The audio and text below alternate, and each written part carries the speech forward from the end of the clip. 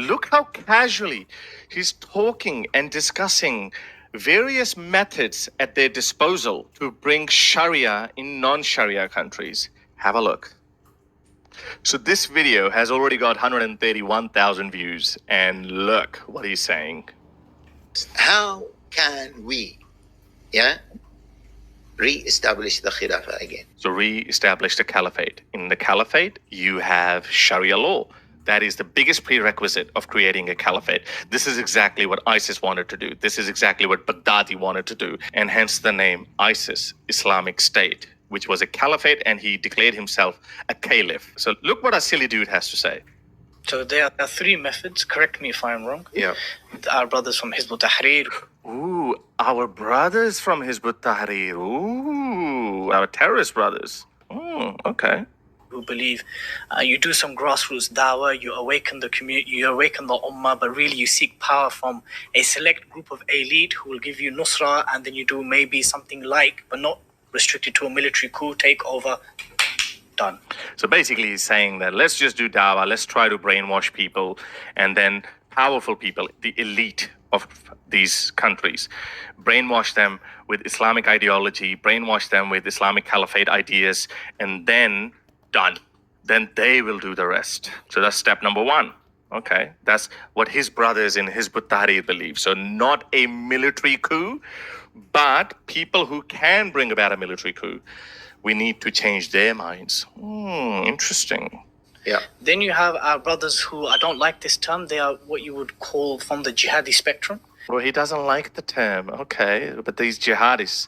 So the first ones are Islamists who believe in changing the system by brainwashing, i.e. dawah, and then there are people who want to do it militarily, the jihadis. He doesn't like the label for some reason, but that's exactly what it is. They say that no, we cannot seek nusra because they are taghut and the army are taghut. We have to take it by force. Ooh. We have to establish Islam by force. Yeah. Then there are those who, even though this movement has developed through the time, they say, well, hold on here. We need to deal with the means that we have, with the mechanisms that we have.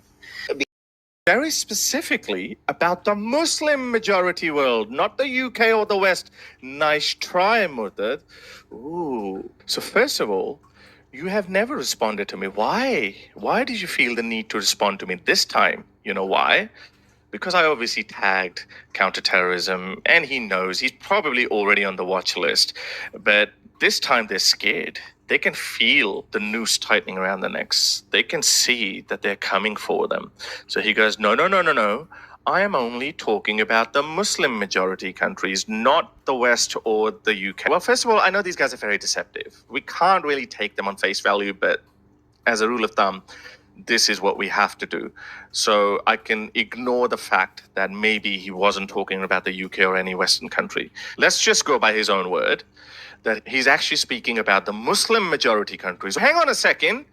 Under international law, that is also a crime.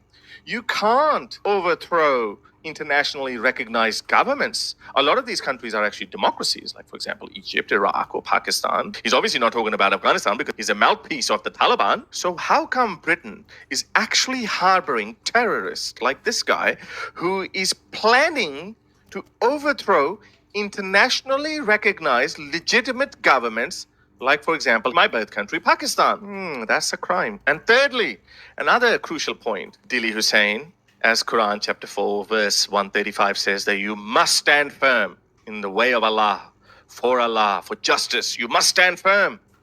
Would you still stand firm and admit that Hizb ut-Tahrir, which is now a proscribed organization in the UK, which you are a citizen of, even though you're not loyal to it, are you still going to profess your brotherhood with Hizb ut-Tahrir? Ooh. So I replied to his tweet and I tagged counterterrorism again. So the question is the British government really serious about curbing this menace of rising Islamists who want to overthrow legitimate governments in foreign countries? This is a violation of international law. You cannot do that. So silly dilly dude, We'll be watching. we're going to be watching. I think your time's up. I think you're going to get a knock on your door very soon. you're already on the watch list. I'm pretty sure Mohammed Hijab is already on the watch list. I'm pretty sure Daniel Hakikachu is already on the watch list. I'm pretty sure. Oh, no, actually, not Ali Dawa. He's just too stupid. Forget about him.